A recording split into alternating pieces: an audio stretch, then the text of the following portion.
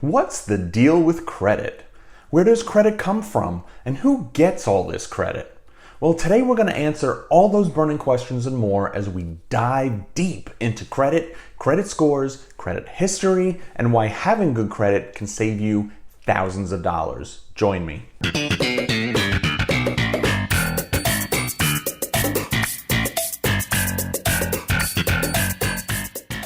Hey everyone, it's Bill Warrell, your Bradenton, Sarasota Realtor, and yes, we've covered credit in the past, but there's so much information that I wanted to redo, rewrite, and revamp this video to make sure that you have the latest info at your fingertips. If you like what you see, would you be so kind as to like this video, subscribe to this channel to make sure that you get access to the latest videos. When it comes to finances, there are usually two big things that would affect those who would like to buy a home: down payment and credit.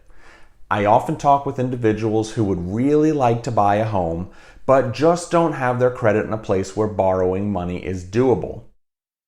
Having spent a long career in the banking world, I've come to understand credit better and have seen time and time again where it has the ability to help people and hurt people and cost people.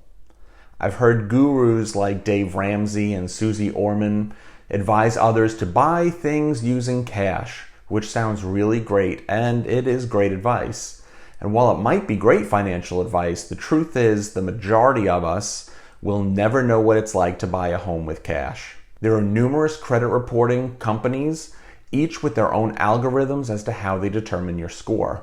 These algorithms are not really meant to be understood by the public because they tend to change frequently, and usually they do not benefit you as the consumer. The three major credit reporting agencies are Experian, Equifax, and TransUnion.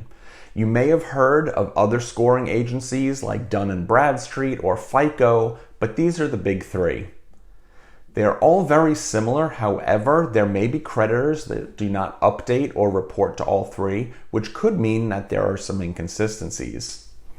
Now, before we dig in to look at all of the various aspects of credit, I want to make something abundantly clear. You are not your credit. Banks, mortgage lenders, other realtors, and maybe even your parents will rate and judge you based on your credit. My experience has shown that the stories and circumstances are endless. Everyone has a history, and some are cleaner than others, but your worth as an individual is not determined by your score. Some people make better decisions than others. Some people have a lot of money, some don't. Some have to literally decide if they should go into debt or feed their families. I've seen it all and everything in between. With that, let's start a look at credit scores. A credit score is a numerical representation of your credit report. Scores range from 350 to 850, with the higher number being better. When I was a lender, we used a breakdown similar to this. 720 or higher was excellent credit. 660 to 719 was considered average credit. 620 to 659 was considered poor, and anything under 620 was pretty bad credit. So how are those numbers assigned and what exactly makes up your credit score?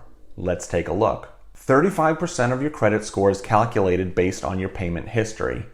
This is a calculation of how timely payments are made. 30% of your credit score is calculated based on your capacity. Capacity in this case is the difference between what you owe and your high credit limit. For example, let's say you have a credit card with a $5,000 limit. If you owed $5,000, then your capacity would be diminished, which would have a negative impact on your credit score. On the flip side, if you had a credit limit of $5,000 and an outstanding balance of $0, that would indicate a larger capacity and thus a greater positive impact on your credit score. 15% of your credit score is calculated based on the length of credit. This would be how long you've had active trade lines. A trade line would be a particular creditor. The longer the accounts have been opened, the better the impact on your score. 10% of your score is based on the amount of debt that you've accumulated in the past year. Another 10% of your score is based on your mix of credit. This would be how much unsecured debt versus secured debt you have. A credit report is a long-form representation of the credit accounts of an individual. It reports and maintains credit information usually for 7 to 10 years, depending upon the type of impact it has, and it consists of the following. 1. identifying information.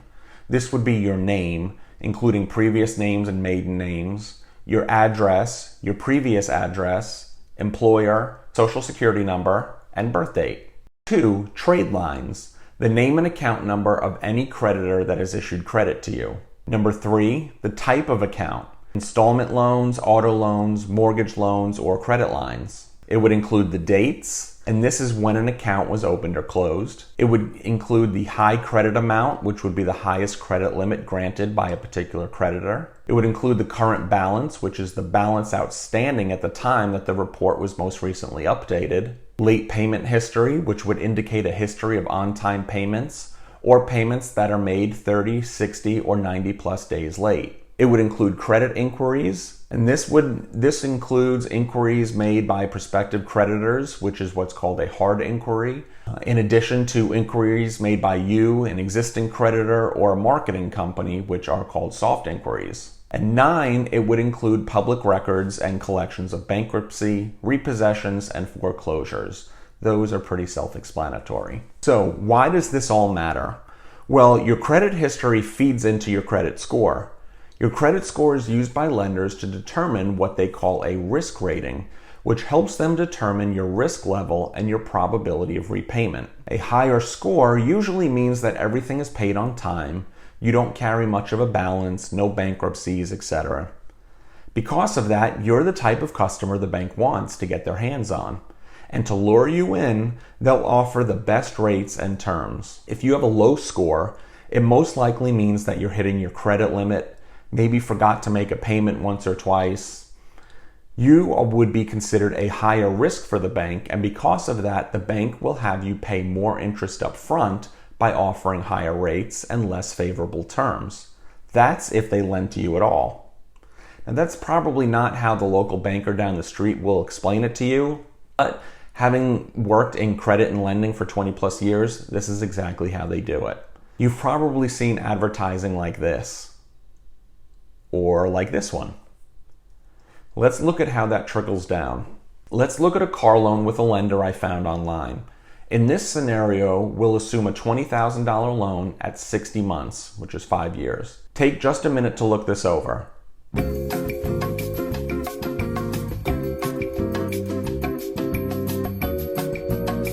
The same loan amount for the same period of time could end up costing you thousands more simply based off of your credit score. And this is a $20,000 car loan.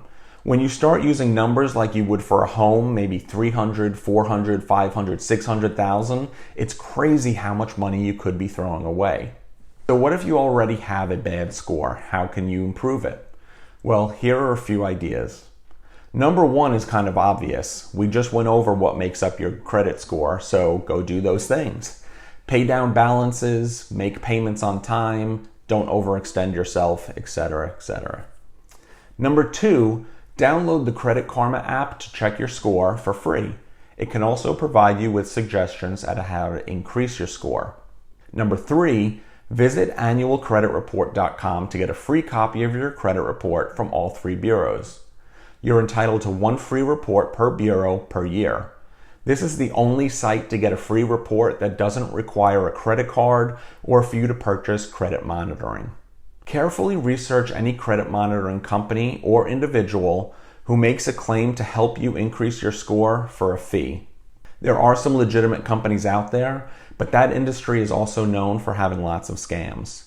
And double check your report. It's not uncommon for there to be incorrect information on your report. Be sure to follow up and dispute any incorrect information. Wow.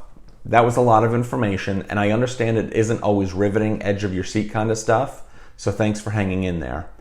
If I can be of any service, please give me a call or text at 941-677-8798. Thanks for watching.